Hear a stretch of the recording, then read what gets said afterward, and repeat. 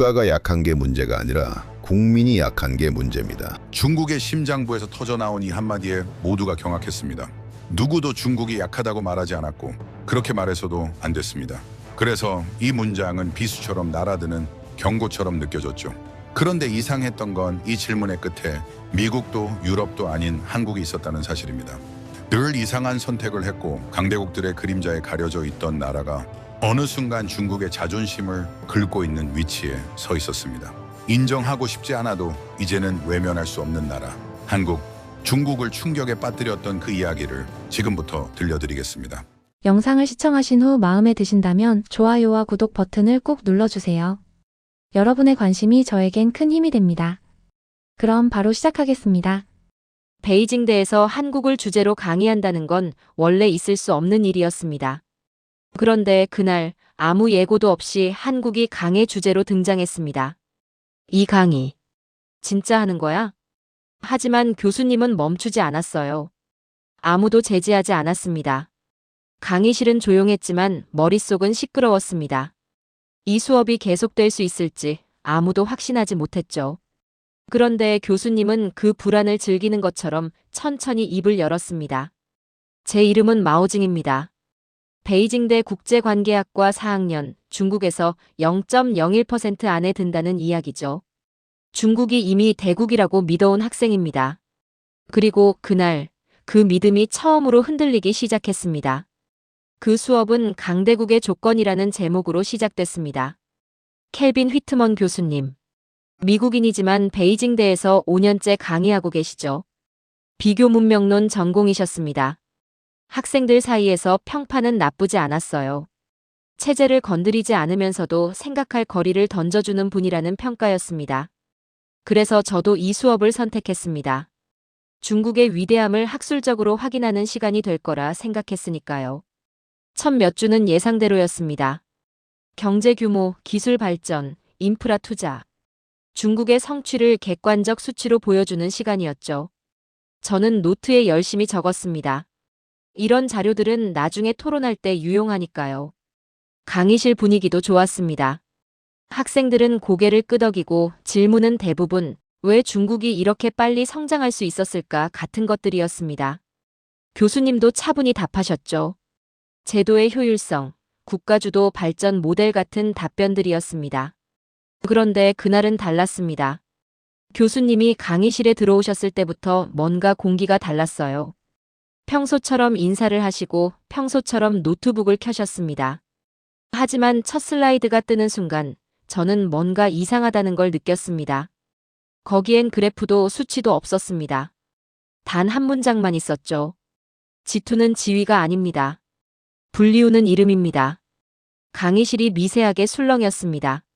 G2. 중국과 미국. 세계를 양분하는 두 축. 우리는 이 단어를 자랑스럽게 사용해왔습니다. 경제 규모로도 영향력으로도 중국은 이미 그 자리에 있다고 믿었으니까요. 그런데 교수님은 지위가 아니라 불리우는 이름이라고 말씀하셨습니다. 그 차이가 뭘까요? 교수님은 천천히 말씀하셨습니다. 여러분은 G2를 당연하게 받아들이고 계시죠. 하지만 이건 공식 직함이 아닙니다. 조약에도 국제기구 헌장에도 없는 말입니다. 그냥 세계가 그렇게 부르고 있을 뿐이죠. 그럼 질문입니다. 왜 세계는 중국을 G2라고 부를까요? 즉시 손이 올라갔습니다. 한 학생이 답했습니다. 경제 규모 때문 아닙니까? GDP 2위, 제조업 1위, 무역 규모도 압도적입니다. 교수님은 고개를 끄덕이셨습니다. 맞습니다. 그럼 하나 더 물어보죠. 인도는 왜 G2가 아닙니까? 인구로는 세계 1위인데 말입니다. 그 질문에 저는 손을 들었습니다. 답은 명확했으니까요. 인도는 인구는 많지만 경제 규모나 기술력에서 중국과 비교가 안 됩니다. 그리고 국제 영향력도 훨씬 약하죠. 교수님은 잠시 저를 보셨습니다. 그리고 이렇게 말씀하셨습니다. 좋은 답변입니다. 하지만 핵심을 놓치셨어요. 인도는 큽니다. 하지만 세계는 인도를 위기 때 의존할 대상으로 상정하지 않습니다. 의존. 그 단어가 강의실 공기를 갈랐습니다. 저는 펜을 멈췄습니다. 의존이라고요? 중국은 의존의 대상인가요? 아니면 경계의 대상인가요? 그 질문이 머릿속을 맴돌기 시작했습니다. 교수님은 계속 말씀하셨습니다. 지투라는 말은 크기를 뜻하는 게 아닙니다. 세계가 흔들릴 때 누구에게 기댈 수 있는가의 문제입니다. 2008년 금융위기 때를 생각해 보세요.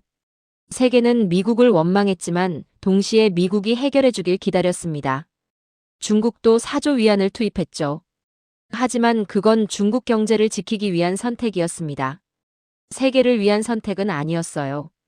몇몇 학생들이 불편한 표정을 지었습니다. 저도 마찬가지였습니다. 이건 비판처럼 들렸으니까요. 하지만 교수님은 비판하는 톤이 아니었습니다. 그냥 사실을 말하는 것처럼 차분했습니다. 이건 잘못이 아닙니다. 중국은 아직 그 짐을 질 준비가 안 됐을 뿐이죠. 아니, 더 정확히 말하면 세계가 중국에게 그 짐을 맡길 준비가 안 됐습니다. 왜일까요? 힘이 부족해서? 아닙니다. 신뢰가 부족해서입니다. 신뢰. 또 하나의 단어가 꽂혔습니다. 교수님은 슬라이드를 넘기셨습니다. 그리고 그 순간이었습니다. 화면에 뜬 단어. 한국. 강의실이 얼어붙었습니다. 누군가 작은 소리로 웃었습니다. 긴장을 풀려는 웃음이었죠. 하지만 금방 사라졌습니다. 교수님이 말을 이었으니까요. 오늘은 한국을 보겠습니다. 한국이라고요? 왜 여기서 한국이 나옵니까? 지투 이야기를 하다가 왜 갑자기 한국입니까? 저는 주변을 둘러봤습니다. 다른 학생들도 비슷한 표정이었습니다. 당황과 의아함. 그리고 약간의 불편함. 교수님은 우리의 반응을 보고 계셨습니다. 그리고 조용히 말씀하셨습니다. 여러분이 이상하게 생각하는 게 당연합니다. 한국은 규모 자체가 작은 나라니까요. 경제 규모로도 인구로도 군사력으로도 중국과 차이가 있죠. 하지만 제가 한국을 꺼낸 이유는 따로 있습니다. 한국은 작지만 세계가 위기 때 의존하는 나라입니다. 의존이라는 단어가 또 나왔습니다. 이번엔 한국과 함께. 교수님은 예시를 들기 시작하셨습니다. 2011년 동일본 대지진. 일본 전역이 마비됐습니다. 그때 누가 제일 먼저 움직였을까요? 미국도 아니고 중국도 아니었습니다. 한국이었습니다. 민간 구호 물자가 48시간 내에 도착했죠. 국가 차원의 지원은 그 다음이었습니다.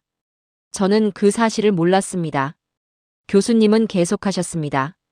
2004년 인도양 쓰나미, 2010년 IT 지진, 2015년 네팔 지진.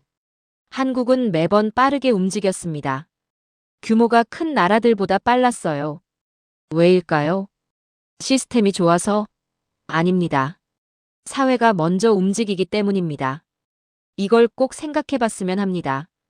왜 어떤 사회는 국가가 부르지 않아도 움직이고 어떤 사회는 국가가 불러도 기다리는가? 이 차이가 지투와 무슨 관계인가? 머릿속이 복잡했습니다. 중국은 강합니다. 그건 사실입니다. 하지만 교수님이 말씀하신 신뢰는 뭘까요? 우리에게 그게 있을까요? 왜 어떤 사회는 먼저 움직이고 어떤 사회는 기다리는가? 그리고 처음으로 이런 생각을 했습니다. 우리는 왜 항상 국가를 먼저 떠올릴까? 왜 우리는 스스로 움직이지 않을까?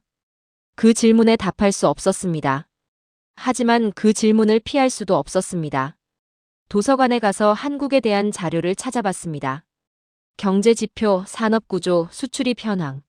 하지만 그런 숫자들은 제 질문에 답을 주지 못했습니다.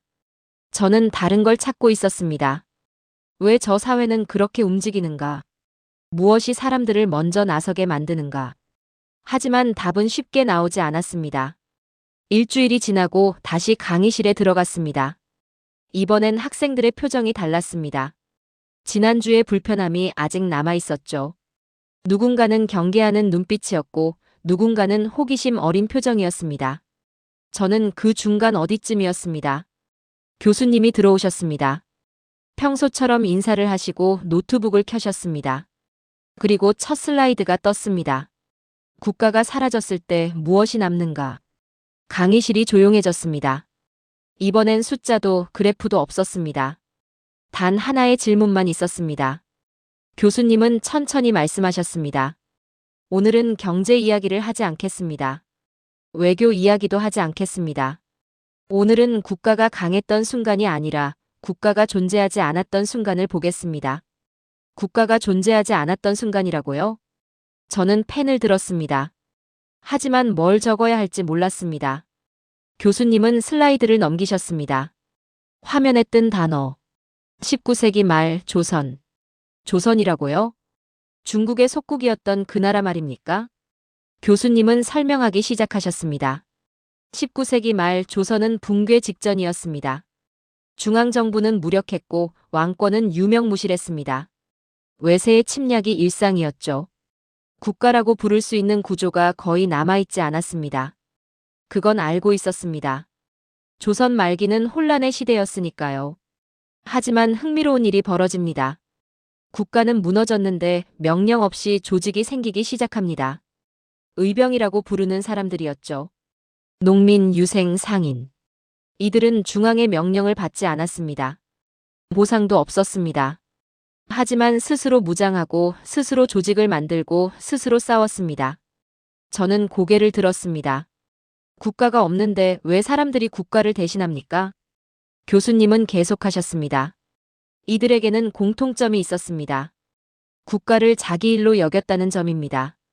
국가가 무너졌다고 해서 책임이 사라지는 게 아니라 오히려 자신이 나서야 한다고 생각했죠. 그 말이 이상하게 들렸습니다. 국가가 무너지면 혼란이 오는 게 당연한 거 아닙니까? 왜 사람들이 스스로 나섭니까? 교수님은 다음 슬라이드를 넘기셨습니다. 정말 중국. 이번엔 중국이었습니다. 저는 긴장했습니다. 같은 시기 중국도 제국이 붕괴하고 있었습니다. 외세가 침입했고 중앙 권력은 약해졌죠. 조선과 비슷한 상황이었습니다. 하지만 결과는 달랐습니다. 교수님은 잠시 멈추셨습니다. 그리고 천천히 말씀하셨습니다. 국가가 무너지자 공공도 사라졌습니다. 사람들은 생존을 개인의 문제로 받아들였습니다. 지역은 군벌의 소유가 됐고 공공 책임이라는 개념 자체가 희미해졌습니다. 강의실이 조용했습니다. 아무도 반박하지 않았습니다. 그건 역사적 사실이었으니까요. 하지만 불편했습니다. 왜 우리는 그랬을까요? 왜 우리는 공공을 지키지 못했을까요? 교수님은 말씀을 이었습니다. 이건 비난이 아닙니다. 단지 차이를 보는 겁니다. 어떤 사회는 국가가 사라졌을 때 시민이 등장하고 어떤 사회는 국가가 사라졌을 때 혼란만 남습니다. 왜일까요? 아무도 대답하지 않았습니다. 교수님은 다음 슬라이드로 넘어가셨습니다. 일제강점기 한반도. 다시 한국이었습니다. 1910년부터 1945년까지 한반도에는 국가가 없었습니다. 주권을 빼앗겼으니까요. 하지만 사회는 멈추지 않았습니다. 학교가 생겼고 야학이 생겼고 계몽운동이 생겼고 협동조합이 생겼습니다. 국가는 없었지만 사회는 스스로 규칙을 만들고 책임을 나누고 미래를 준비했습니다. 저는 그 장면을 상상했습니다. 국가 없는 상태에서 사회가 작동한다는 게 믿기지 않았습니다.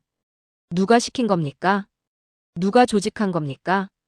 교수님은 말씀하셨습니다. 누가 시킨 게 아닙니다. 사회가 스스로 그렇게 작동했습니다. 왜일까요? 이미 그렇게 살아본 경험이 있었기 때문입니다. 국가 이전에 공동체가 있었고 공동체 안에서 책임을 나누는 게 일상이었습니다. 경험이라고요? 우리에게는 그런 경험이 없었나요? 교수님은 다시 슬라이드를 넘기셨습니다. 군벌 시대 중국. 또 중국이었습니다. 저는 숨을 죽였습니다. 중국은 제국이 무너진 뒤 군벌 시대로 접어들었습니다. 지역마다 군벌이 통치했고 민중은 통치 대상이자 동원 자원이었습니다. 시민이라는 개념은 성장할 수 없었습니다. 왜냐하면 스스로 결정할 경험이 없었기 때문입니다. 교수님은 잠시 멈추셨습니다. 그리고 천천히 단호하게 말씀하셨습니다. 이 차이는 용기의 문제가 아닙니다. 시민으로 살아본 경험의 유무입니다. 그 문장이 제 가슴을 찔렀습니다. 시민으로 살아본 경험. 우리에게 그게 있었나요? 저는 제 삶을 떠올렸습니다. 문제가 생기면 국가가 해결합니다. 개인이 나설 이유가 없습니다. 나섰다가 손해보면 어리석은 일입니다. 그게 제가 배운 방식이었습니다. 그게 합리적이라고 믿었습니다. 하지만 교수님의 말을 듣고 나니 그게 합리성이 아니라 습관이었다는 생각이 들었습니다. 국가가 모든 걸 해주는 습관, 스스로 나서지 않는 습관, 기다리는 습관. 교수님은 다음 슬라이드를 보여주셨습니다. 거기엔 단 한 문장만 있었습니다. 시민의식은 제도가 무너질 때 드러난다. 강의실이 조용했습니다. 아무도 질문하지 않았습니다. 질문할 수 없었습니다. 이 말을 어떻게 받아들여야 할지 몰랐으니까요. 교수님은 노트북을 덮으셨습니다. 그리고 말씀하셨습니다. 다음 시간에는 혁명을 보겠습니다. 혁명은 항상 시민을 만들까요? 그 질문을 가지고 오세요. 수업이 끝났습니다. 저는 자리에서 일어나지 못했습니다. 머릿속이 복잡했습니다. 국가가 없을 때 시민이 나타난다고요? 그럼 우리는요? 우리는 왜 그렇지 못했을까요? 머릿속이 복잡했습니다. 국가가 없을 때 시민이 나타난다고요? 그럼 우리는요? 우리는 왜 그렇지 못했을까요? 복도로 나왔을 때 한 친구가 말했습니다. 교수 너무 심한 거 아냐? 중국을 계속 비교 대상으로 쓰잖아. 다른 친구가 답했습니다. 비교가 아니라 사실이잖아. 우리가 그랬던 거 맞잖아. 저는 그 대화를 듣고만 있었습니다. 사실이라는 말이 가장 아팠습니다. 어쩌면 우리는 국가 없이는 작동할 수 없는 사회일지도 모른다는 생각이 들었습니다. 그리고 그 생각이 저를 불편하게 만들었습니다. 왜냐하면 저는 중국이 강하다고 믿었으니까요. 하지만 강함과 성숙함이 다르다면요? 힘과 시민의식이 다르다면요? 그날 처음으로 저는 그 차이를 생각하기 시작했습니다. 그리고 그 차이가 지투와 관계가 있을지도 모른다는 생각을 했습니다. 교수님은 잠시 창밖을 보셨습니다. 그리고 다시 우리를 보셨습니다. 자, 이제 조금 더 불편한 질문으로 가겠습니다. 불편한 질문이라고요? 이미 충분히 불편한데요? 교수님은 슬라이드를 넘기셨습니다. 화면에 뜬 문장. 혁명은 항상 시민을 만들까요? 강의실 공기가 무거워졌습니다. 이 질문은 단순한 역사 질문이 아니었습니다. 이건 중국 혁명의 정통성을 건드리는 질문이었습니다. 몇몇 학생들이 자세를 고쳐 앉았습니다. 저도 긴장했습니다. 교수님은 천천히 말씀하셨습니다. 우리는 흔히 혁명이 시민을 만든다고 믿습니다. 낡은 질서를 무너뜨리고 새로운 주체를 탄생시킨다고 말하죠. 그런데 정말 모든 혁명이 시민을 만들었을까요? 아무도 대답하지 않았습니다. 교수님은 다음 슬라이드를 보여주셨습니다. 1910년부터 1945년 한반도 독립운동. 또 한국이었습니다. 한국의 독립운동은 특이한 구조를 가지고 있었습니다. 중앙지휘부가 없었습니다. 하나의 군대도 아니었습니다. 지역별로, 계층별로, 사상별로 다양한 조직이 있었죠. 학교, 종교, 상인 네트워크가 연결됐습니다. 교수님은 잠시 멈추셨습니다. 이건 약점처럼 보입니다. 통일된 지위가 없으니까요. 하지만 결과적으로 이게 힘이었습니다. 왜냐하면 이건 명령이 아니라 사회 전체의 습관이었기 때문입니다. 명령은 끊길 수 있지만 습관은 끊기지 않습니다. 교수님은 계속하셨습니다. 독립운동에 참여한 사람들은 보상을 기대하지 않았습니다. 명령을 받지도 않았습니다. 대신 책임과 연대를 선택했습니다. 이건 혁명이라기보다 사회 그 자체였습니다. 교수님은 슬라이드를 넘기셨습니다. 중국 혁명기. 드디어 나왔습니다. 저는 숨을 죽였습니다. 중국 혁명은 강력한 조직력을 자랑했습니다. 명확한 상명하달 구조가 있었고 조직 밖의 개인은 존재할 수 없었습니다. 이건 효율적이었습니다.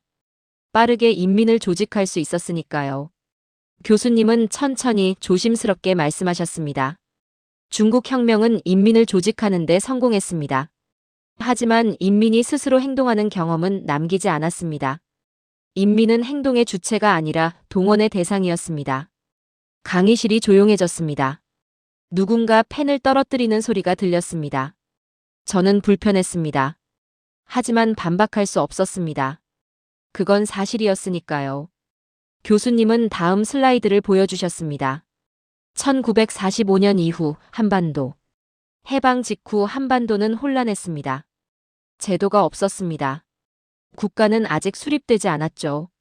하지만 자치위원회가 생기고 노동 조직이 생기고 학생 조직이 생기고 언론과 토론 문화가 생겼습니다. 국가는 아직 없었지만 사회는 스스로 방향을 찾고 있었습니다. 교수님은 잠시 멈추셨습니다. 왜 이 사회는 지시를 기다리지 않았을까요? 이미 그렇게 해본 경험이 있었기 때문입니다. 그 문장이 또 박혔습니다. 경험. 교수님은 다음 슬라이드로 넘어가셨습니다. 1949년 이후 중국. 저는 숨을 멈췄습니다. 중국은 국가를 수립한 뒤 사회 전반을 국가가 흡수했습니다. 자율 조직은 소멸했습니다. 모든 것이 국가의 관리 아래 들어갔죠. 안정은 얻었습니다. 하지만 시민이 성장할 공간은 남지 않았습니다. 교수님은 천천히 말씀하셨습니다. 혁명이 끝난 뒤 시민이 성장할 공간이 남지 않았습니다. 핵심 경험이 사라졌습니다. 내가 먼저 움직여도 되는가? 그 경험 말입니다. 강의실이 얼어붙었습니다. 아무도 움직이지 않았습니다. 저는 펜을 쥔 손에 힘이 들어갔습니다. 교수님의 말은 비판이 아니었습니다. 그냥 진단이었습니다. 하지만 진단이 더 아팠습니다. 왜냐하면 반박할 수 없었으니까요. 교수님은 다음 문장을 보여주셨습니다. 혁명은 국가를 만들 수 있다. 하지만 시민은 혁명만으로 만들어지지 않는다. 저는 그 문장을 노트에 적었습니다. 손이 떨렸습니다. 교수님은 말씀하셨습니다. 시민은 선택의 경험에서 나옵니다. 나설 수도 있고 나서지 않을 수도 있는 선택. 나섰을 때 책임지고 나서지 않았을 때도 비난받지 않는 경험. 그 경험이 쌓여야 시민의식이 자랍니다. 교수님은 천천히 강의실을 둘러보셨습니다. 중국은 강한 국가를 만들었습니다. 하지만 시민이 선택할 공간은 만들지 않았습니다. 이건 잘못이 아닙니다. 단지 우선순위의 문제였습니다. 안정이 먼저였고 성장이 먼저였습니다. 하지만 이제 질문해야 합니다. 그 다음은 무엇인가? 저는 고개를 들지 못했습니다. 그 질문이 너무 무거웠습니다. 중국은 이미 강대국입니다. 그런데 왜 이런 질문을 받아야 합니까? 하지만 동시에 알고 있었습니다. 이 질문을 피할 수 없다는 걸. 교수님은 잠시 침묵하셨습니다. 그리고 다시 말씀하셨습니다. 동원된 인민과 탄생한 시민은 다릅니다. 인민은 조직될 수 있지만 시민은 스스로 자라야 합니다. 혁명은 인민을 만들 수 있지만 시민을 만들지는 못합니다. 그 문장이 마지막 일격이었습니다. 저는 노트를 덮었습니다. 더 이상 적을 수 없었습니다. 머릿속이 복잡했습니다. 중국 혁명은 위대했습니다. 그건 부정할 수 없습니다. 하지만 교수님의 질문은 위대함을 부정하는 게 아니었습니다. 위대함 이유를 묻는 거였습니다.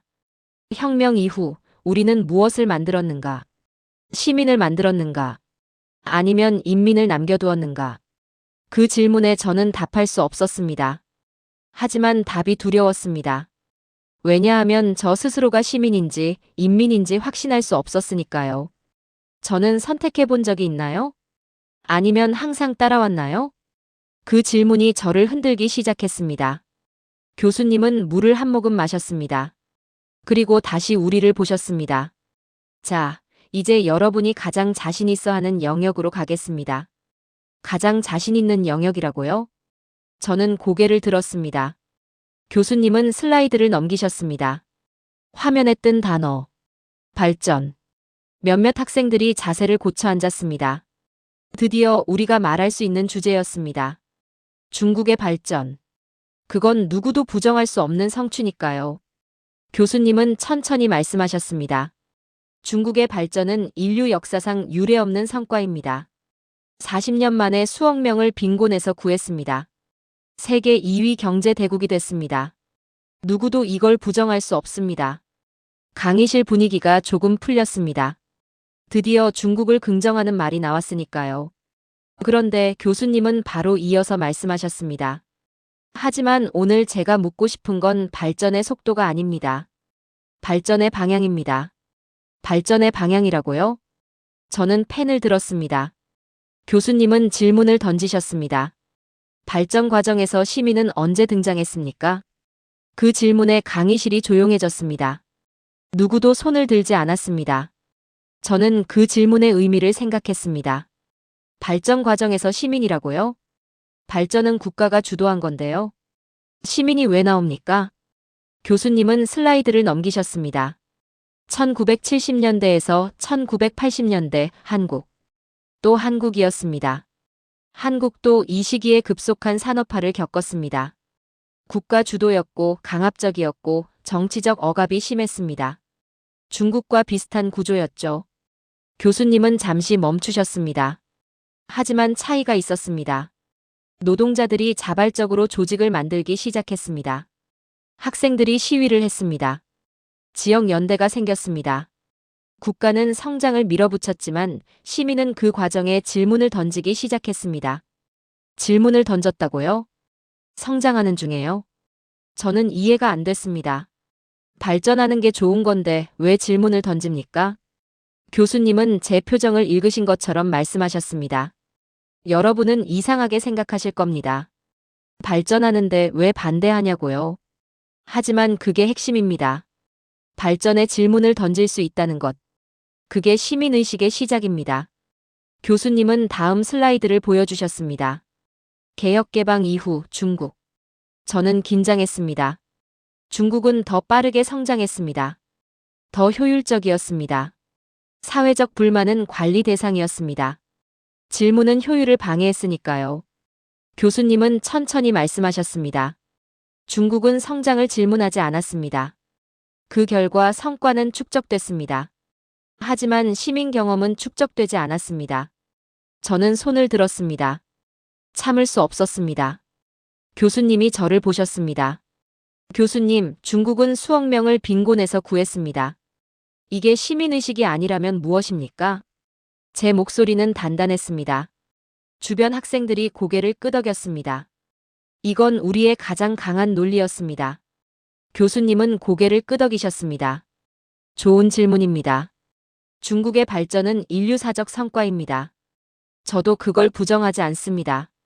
교수님은 잠시 멈추셨습니다. 하지만 제가 묻는 건 속도가 아니라 방향입니다. 발전 과정에서 시민은 주체였습니까? 아니면 수혜자였습니까? 그 질문이 제 가슴을 찔렀습니다.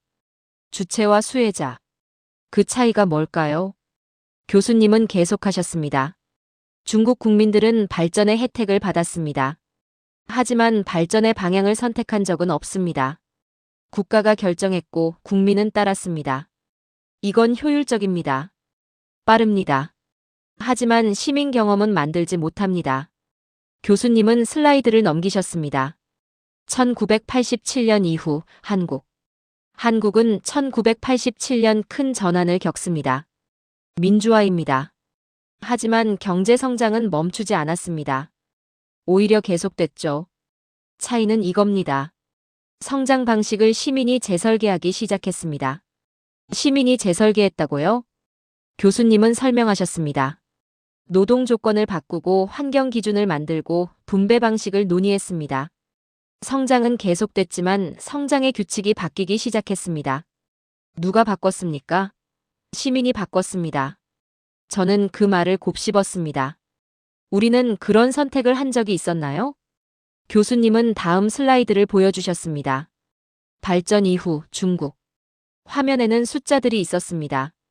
지역 격차, 소득 불평등, 환경 오염. 교수님은 조심스럽게 말씀하셨습니다. 발전은 문제를 만듭니다. 모든 나라가 그렇습니다. 문제는 누가 그 문제를 해결하느냐입니다. 중국에서는 국가가 해결합니다. 항상 국가입니다. 교수님은 잠시 멈추셨습니다. 문제가 생기면 국가를 기다리는 사회는 아직 시민사회가 아닙니다. 그 문장이 강의실을 얼렸습니다. 저는 반박하고 싶었습니다. 하지만 할 말이 없었습니다. 우리는 항상 국가를 기다렸으니까요. 문제가 생기면 국가가 해결할 거라고 믿었으니까요. 그게 당연한 거 아니었나요? 교수님은 천천히 말씀하셨습니다. 성과와 의식은 다른 차원입니다. 중국은 놀라운 성과를 냈습니다. 하지만 그 성과 속에서 시민이 성장할 공간은 남겨두지 않았습니다. 이건 선택이었습니다. 효율을 택했고 속도를 택했습니다. 그 선택은 성공했습니다. 하지만 이제 질문해야 합니다. 다음 단계는 무엇인가? 발전은 국가가 만들 수 있다. 하지만 시민의식은 국가가 대신 살아줄 수 없다. 저는 펜을 놓았습니다. 더 이상 적을 수 없었습니다. 우리는 발전했습니다. 그건 사실입니다. 하지만 우리는 그 과정에서 무엇을 놓쳤을까요? 시민으로 살아본 경험, 스스로 선택해본 경험, 문제를 함께 풀어본 경험. 그런 경험들을 우리는 쌓지 못했습니다. 아니, 쌓을 기회가 없었습니다. 그래서 우리는 기다리는 법만 배웠습니다. 그날 처음으로 저는 생각했습니다. 발전이 끝난 뒤 무엇이 남는가? 성장이 멈춘 뒤 우리는 무엇으로 서 있을 것인가? 그 질문에 답할 수 없었습니다. 하지만 그 질문을 피할 수도 없었습니다. 교수님은 노트북을 보셨습니다. 그리고 천천히 말씀하셨습니다. 이제 숫자는 버립시다. 숫자를 버린다고요? 저는 고개를 들었습니다. 교수님은 화면을 껐습니다. 그래프도 수치도 사라졌죠. GDP는 오늘 여기서 아무것도 증명하지 못합니다. 위기 앞에서 사람을 봅시다. 강의실이 조용해졌어요. 감정서사로 끌고 가려는 건가요? 저는 속으로 경계했습니다. 교수님은 슬라이드를 켰습니다. 화면에 뜬 사진 한 장. 거리. 사람들. 총을 든 군인들. 1980년 5월 광주. 광주라고요? 저는 그 이름을 들어본 적이 있었습니다. 한국의 어두운 역사죠. 교수님은 설명하기 시작하셨어요. 1980년 5월 광주에서 국가 기능이 사실상 붕괴했습니다. 군대가 시민을 공격했고 경찰은 사라졌고 행정은 멈췄죠. 무정부 상태였습니다.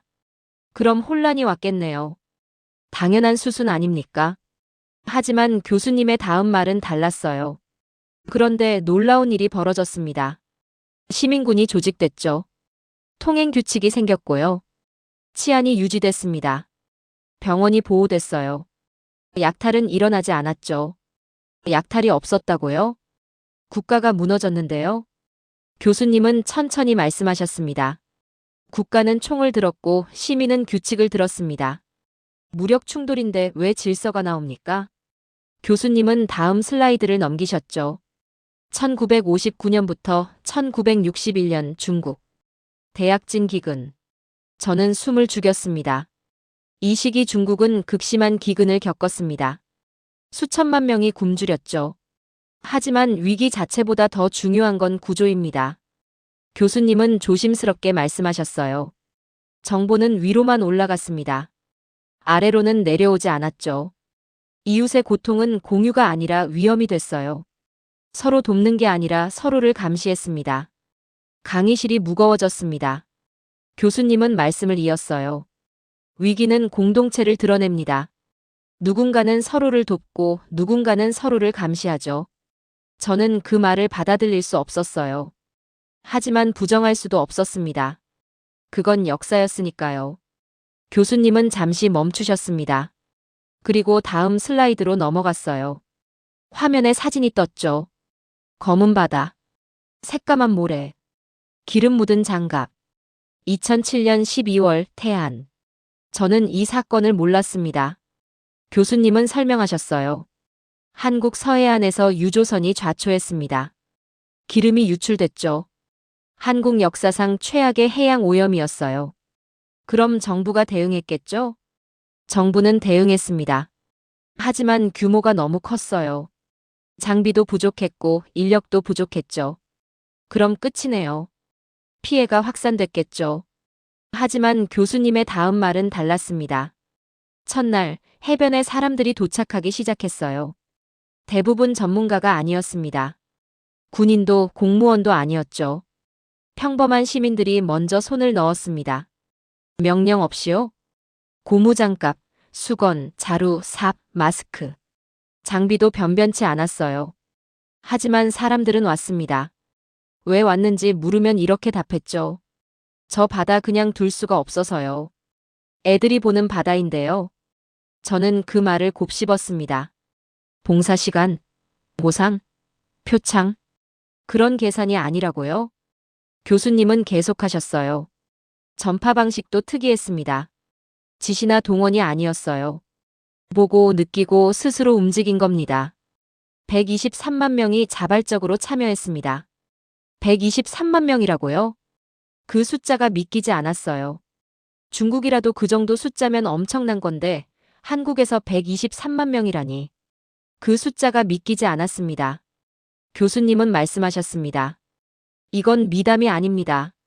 이건 사회 기능입니다. 국가가 부르지 않아도 시민이 먼저 움직이는 사회. 그게 신뢰를 만듭니다. 세계는 그 신뢰를 기억합니다. 강의실이 조용해졌습니다. 아무도 질문하지 않았습니다. 질문할 수 없었습니다. 이 이야기를 어떻게 받아들여야 할지 몰랐으니까요. 교수님은 노트북을 덮으셨습니다.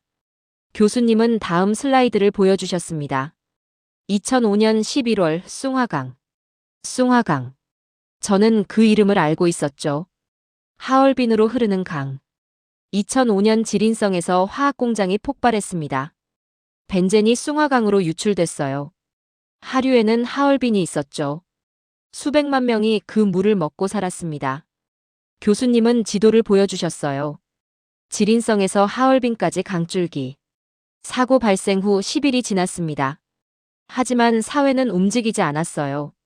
무관심이 아니었습니다. 정보가 닫혀 있었기 때문이죠. 교수님은 천천히 말씀하셨습니다. 주민들은 물이 끊기는 걸 경험했어요. 하지만 원인 설명은 정기 점검 같은 말로 처리됐죠. 사람들이 물을 찾기 시작했을 때 그들은 사고를 찾은 게 아니라 허가된 설명을 찾고 있었습니다. 저는 그 문장에 얼어붙었어요. 허가된 설명. 정화활동, 참여, 접근 자체가 통제됐습니다. 시민은 주체가 아니라 피해자이자 통제 대상으로 고정됐죠. 교수님은 잠시 멈추셨습니다. 도움의 충동보다 먼저 떠오르는 질문이 있었어요. 괜히 나섰다가 내가 책임을 뒤집었으면 어떡하지? 그 말이 제 가슴을 찔렀습니다. 저도 그렇게 생각했을 거예요. 괜히 나서지 말자. 그게 현명한 선택이니까요. 교수님은 두 장면을 하나로 묶으셨죠. 태안에서는 사람들이 몰려왔습니다. 숭화강에서는 사람들이 멀어졌어요. 한쪽은 공공을 자기 일로 느꼈고 다른 한쪽은 공공을 국가의 일로 남겨뒀죠. 저는 고개를 숙였습니다. 그 비교가 너무 명확했어요. 교수님은 마지막 문장을 말씀하셨습니다. 같은 유출, 다른 인간. 강의실이 조용했어요.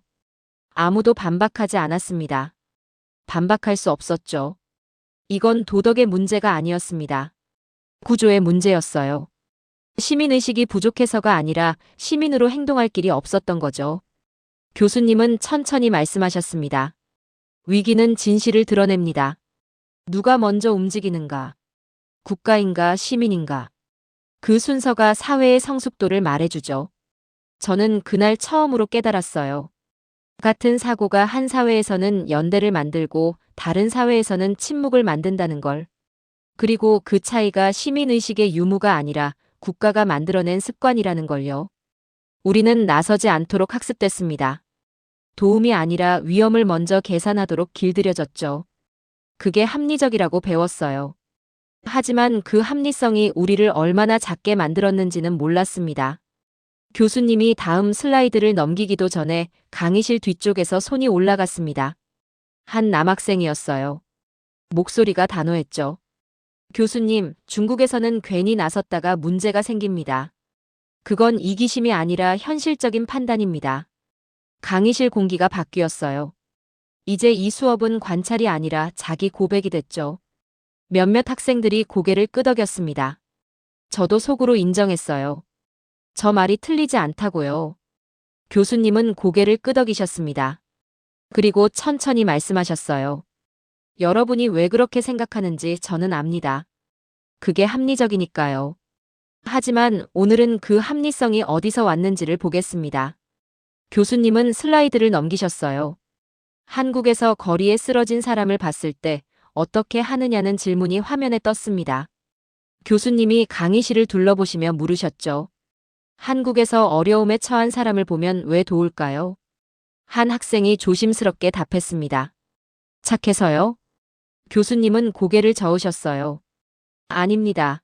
그게 미덕이어서가 아니라 외면하면 불편해지는 사회이기 때문입니다. 불편해진다고요? 교수님은 계속 설명하셨습니다. 길에서 쓰러진 사람이 있으면 한국에서는 누군가 먼저 다가갑니다. 왜일까요? 도덕적이어서가 아니라 그냥 그게 당연하다고 배웠기 때문이죠. 안 도우면 주변 사람들이 이상하게 봅니다. 법보다 빠른 사회적 기대가 있어요. 저는 그 말을 곱씹었습니다.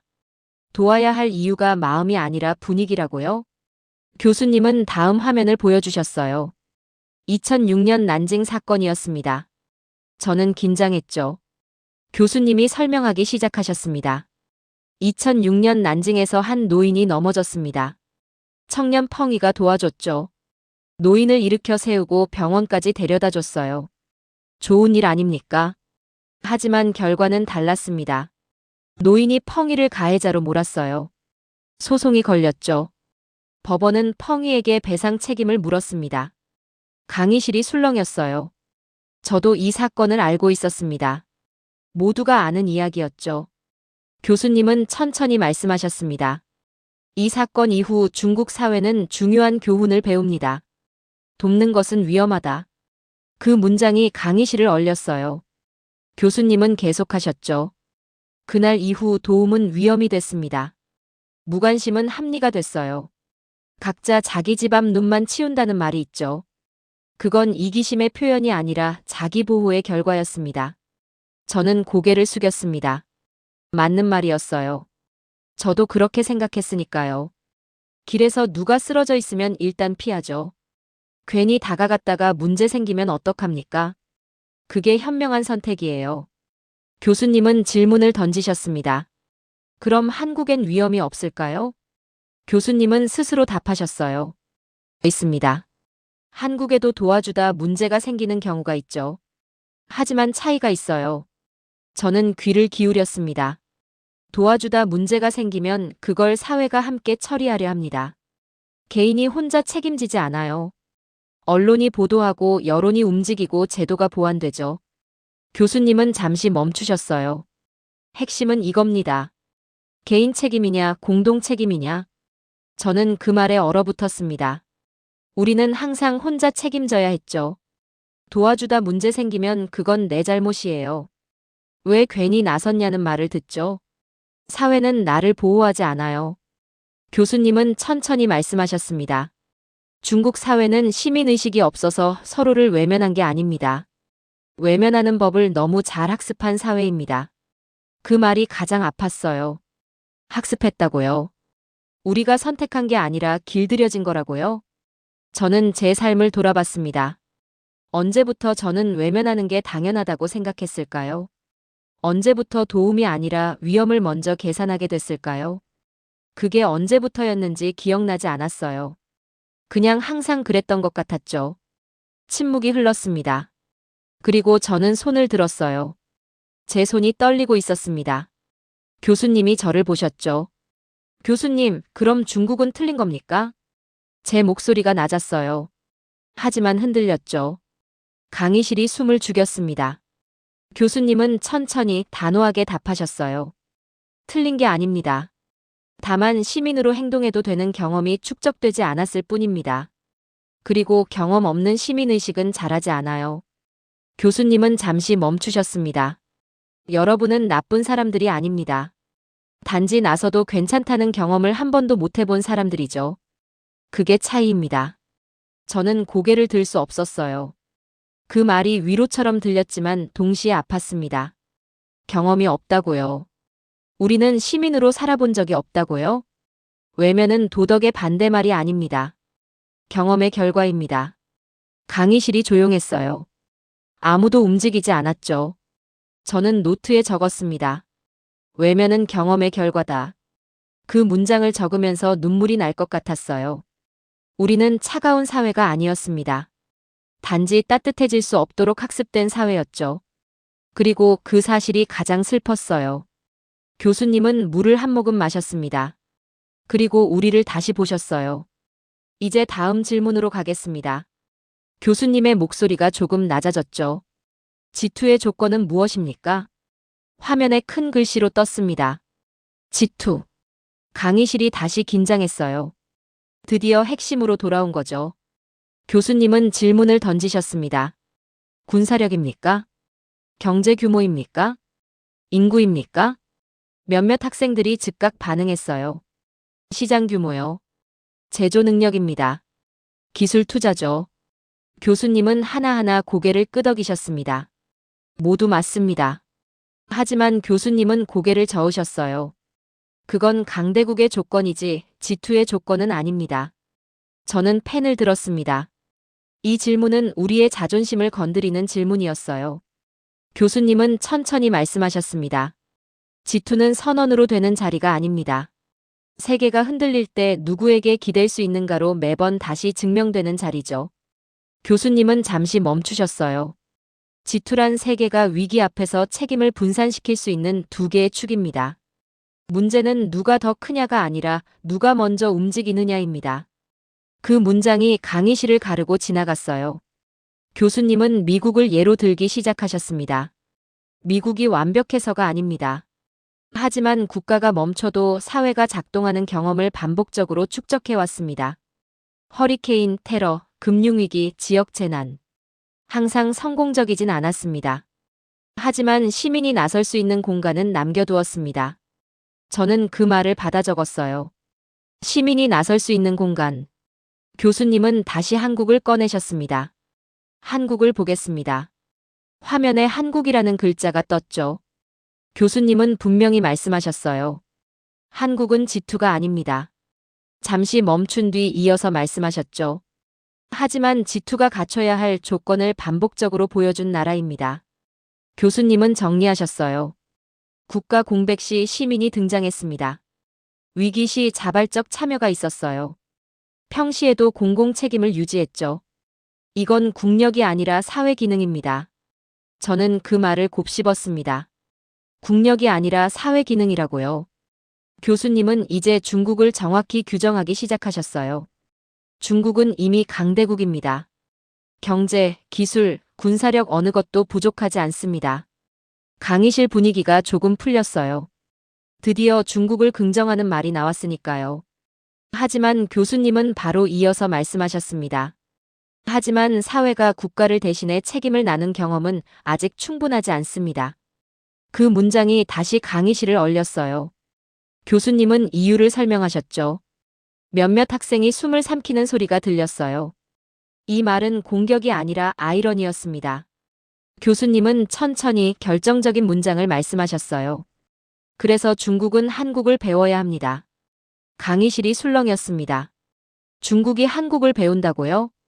교수님은 즉시 설명하셨어요. 중국이 한국을 배워야 한다는 말은 제도를 베끼라는 뜻이 아닙니다. 문화도 역사도 복제할 수 없습니다. 교수님은 핵심을 찔렀어요. 중국은 시민이 먼저 움직여도 괜찮은 사회를 배워야 합니다. 실패해도 처벌받지 않고 나섰다가 손해보지 않는 경험. 그 경험이 없으면 G2는 숫자에 머뭅니다. 저는 펜을 멈췄습니다. 그 말이 제 가슴을 파고들었어요. 우리는 나서도 괜찮다는 경험이 없었습니다. 항상 기다려야 했죠. 나서면 위험했어요. 그게 합리적이었고요. 하지만 그 합리성이 우리를 얼마나 작게 만들었는지 이제야 보이기 시작했습니다.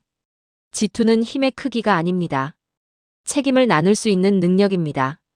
세계가 위기 앞에서 국가가 아니라 사회가 얼마나 빨리 움직이는가를 봅니다. 중국은 이미 그 문 앞에 서 있습니다. 이제 필요한 건 더 큰 힘이 아니라 그 힘을 함께 짊어질 시민입니다. 교수님은 노트북을 덮으셨어요. 오늘 수업은 여기까지입니다. 강의실이 조용했습니다. 아무도 일어나지 않았어요. 교수님은 마지막으로 한마디 더 하셨죠. 여러분이 오늘 불편했다면 그게 정상입니다. 편안한 질문은 성장을 만들지 못하니까요. 그리고 천천히 강의실을 나가셨습니다. 저는 자리에서 일어나지 못했어요. 노트를 보니 빼곡히 적혀 있었습니다. 하지만 정작 중요한 건 적히지 않은 것들이었어요. 제 안에서 무너지고 있는 것들.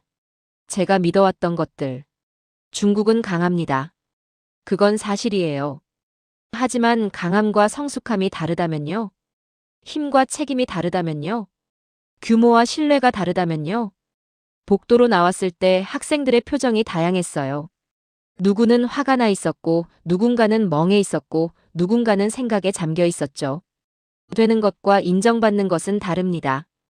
되려면 바뀌어야 해요. 인정받으려면 증명만 하면 되죠. 우리는 어느 쪽을 선택할까요?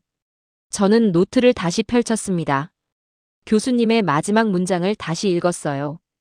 이제 필요한 건 더 큰 힘이 아니라 그 힘을 함께 짊어질 시민입니다.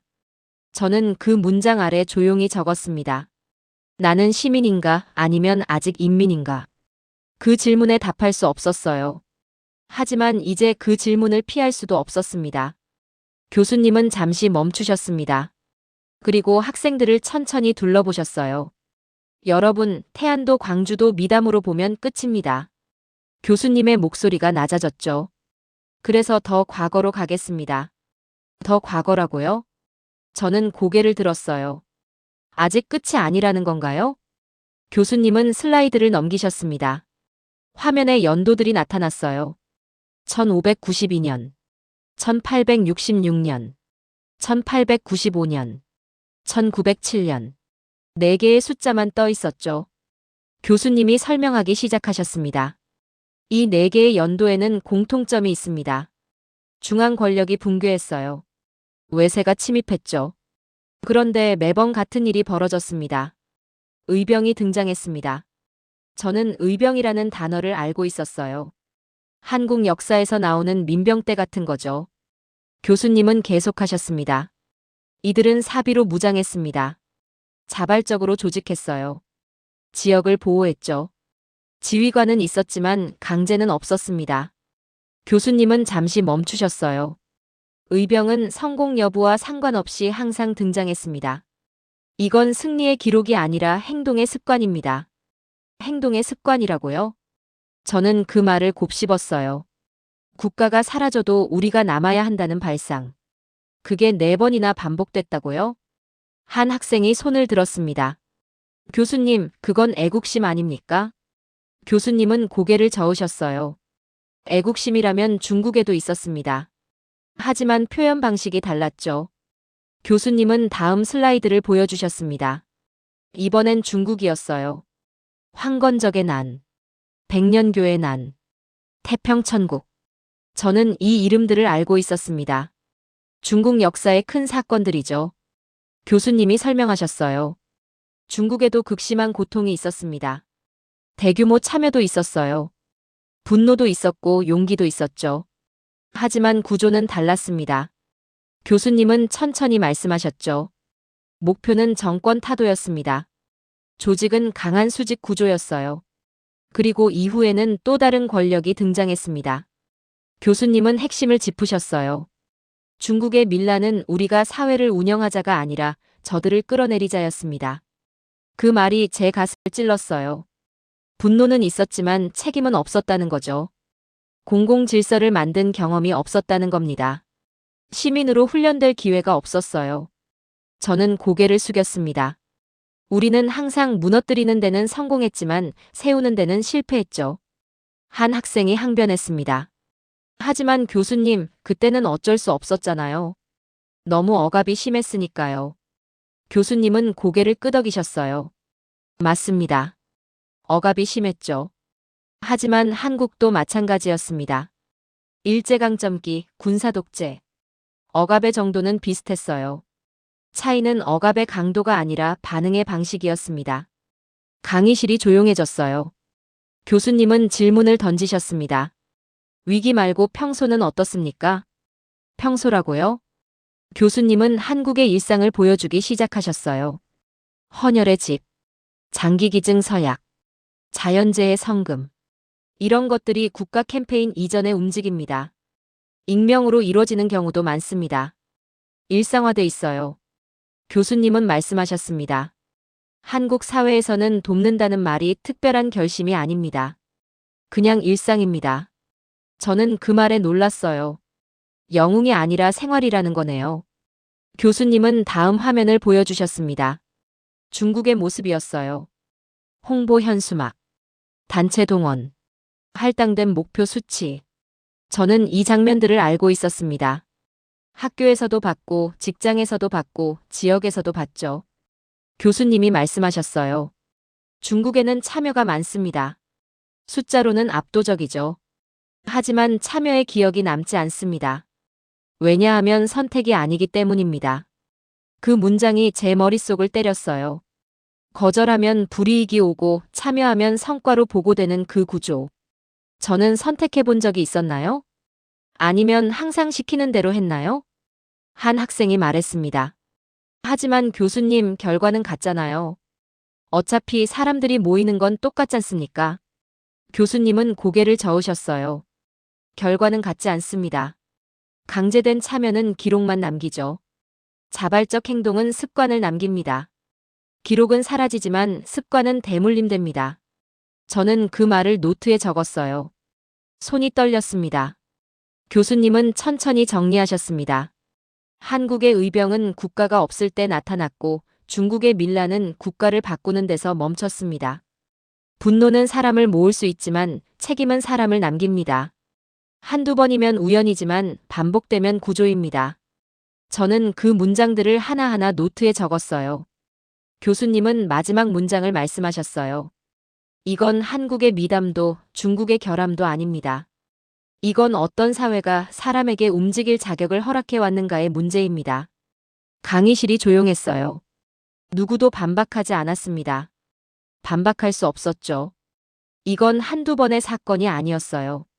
반복된 패턴이었습니다. 우연이 아니라 구조였죠.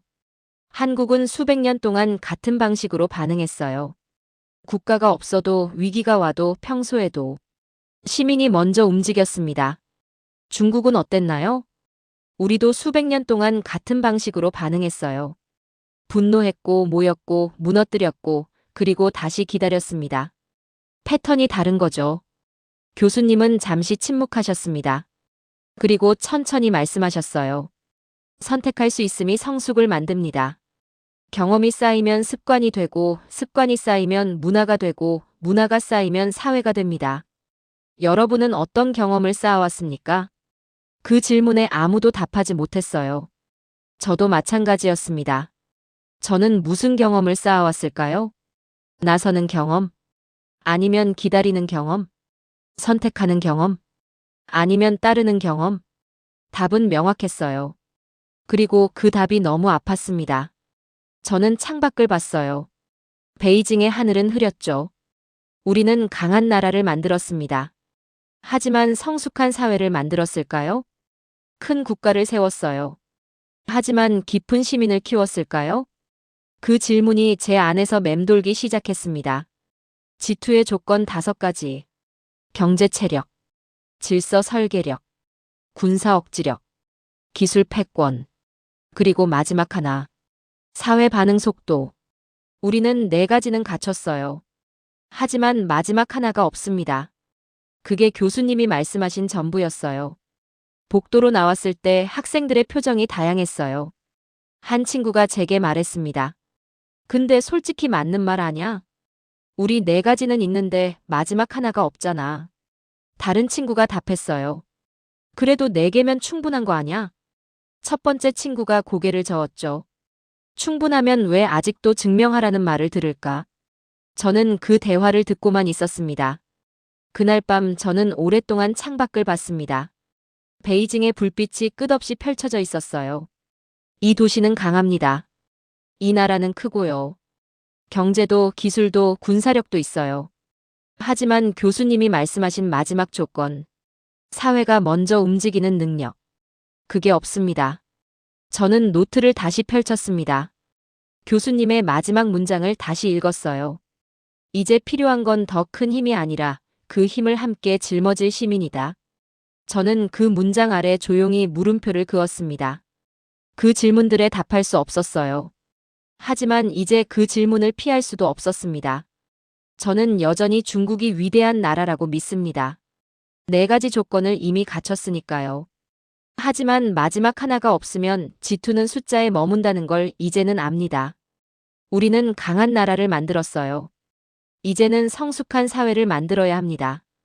그게 진짜 지투로 가는 마지막 계단이라는 걸. 교수님은 그걸 말씀하셨던 거예요. 그날 이후 저는 거리를 다르게 보기 시작했습니다. 쓰러진 사람을 보면 먼저 위험을 계산하던 제가요. 이제는 잠깐 멈춰서서 생각합니다. 내가 먼저 다가가면 어떻게 될까? 아직 그럴 용기는 없어요. 하지만 질문은 시작됐습니다. 저 혼자는 아닐 겁니다. 오늘 그 강의실에 있던 학생들이 있으니까요. 우리는 같은 질문을 품고 나왔어요. 그 질문들이 모이면 언젠가는 바뀔 거예요. 천천히지만 확실하게. 오늘의 사연은 여기까지입니다. 국가는 강해질 수 있습니다. 하지만 사회는 저절로 강해지지 않습니다. 어떤 나라는 힘을 키웠고 어떤 나라는 그 힘을 감당할 준비를 해왔습니다. 그리고 그 차이는 위기의 순간마다 조용히 드러났습니다. 긴 영상 시청해주셔서 감사합니다. 내일은 더 좋은 영상으로 찾아오겠습니다.